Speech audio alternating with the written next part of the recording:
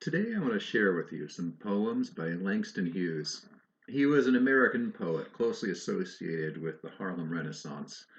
Now, you might have learned in American history that the Harlem Renaissance was an explosion of art, literature, and music that emerged from the Harlem neighborhood in New York.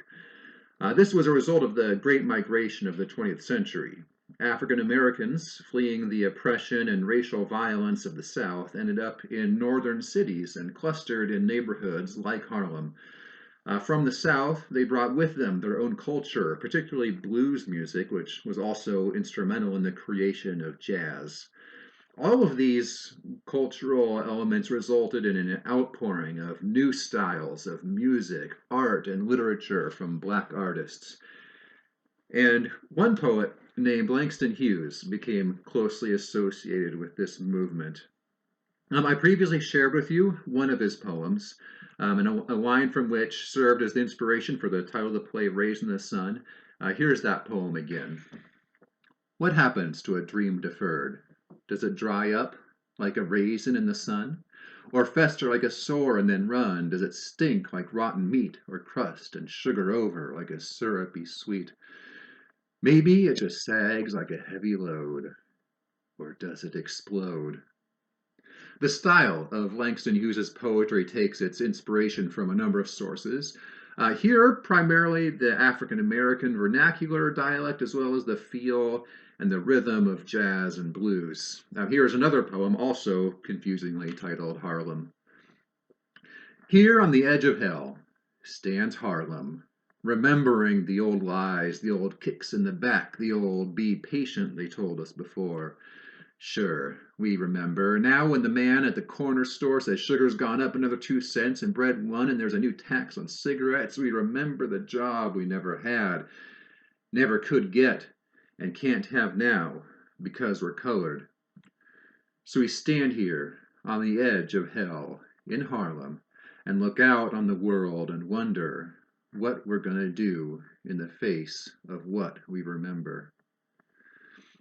In addition to African American speech and jazz and blues, Langston Hughes's poems also draw a lot of their influence from the free verse of Walt Whitman. I think that influence is most obvious in the last poem that I'm going to read for you today.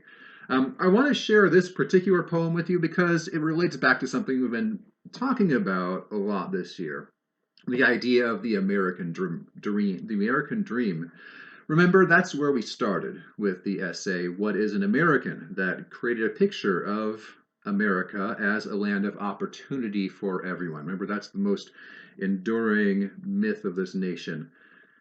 And more recently, in The Great Gatsby and Raised in the Sun, we saw ways in which that dream may not play out in reality, at least not for everyone. And now, in this poem, Langston Hughes weighs in on that same idea, looking back at the promise of equality and opportunity that has always been a part of the idea of America, acknowledging that that dream has not been a reality for many of America's citizens, but also offering hope that it will be in the future. So here's that poem. Let America be America again. Let it be the dream it used to be.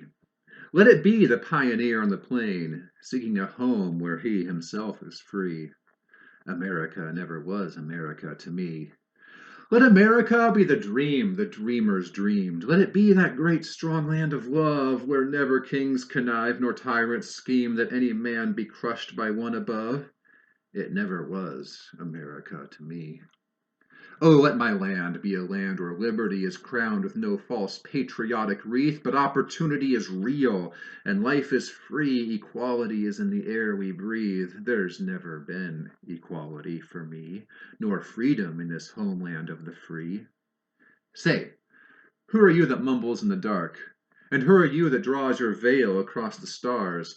I am the poor white, fooled and pushed apart. I am the Negro bearing slavery's scars. I am the red man driven from the land. I am the immigrant clutching the hope I seek and finding only the same old stupid plan of dog eat dog, of mighty crush the weak.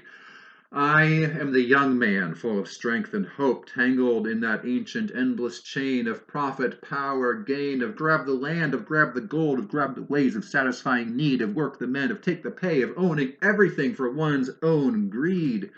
I am the farmer, bondsman to the soil.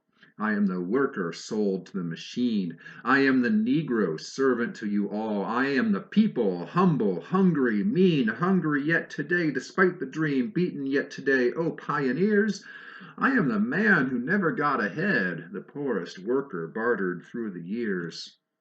Yet I'm the one who dreamt our basic dream in the old world while still a serf of kings, who dreamt a dream so strong, so brave, so true, that even yet its mighty daring sings in every brick and stone, in every furrow turned, that's made America the land it has become. Oh, I'm the man who sailed those early seas in search of what I meant to be my home, for I'm the one who left dark Ireland's shore and Poland's plain and England's grassy lea, and torn from black Africa's strand, I came to build a homeland of the free. The free? Who said the free? Not me, surely not me. The millions on relief today?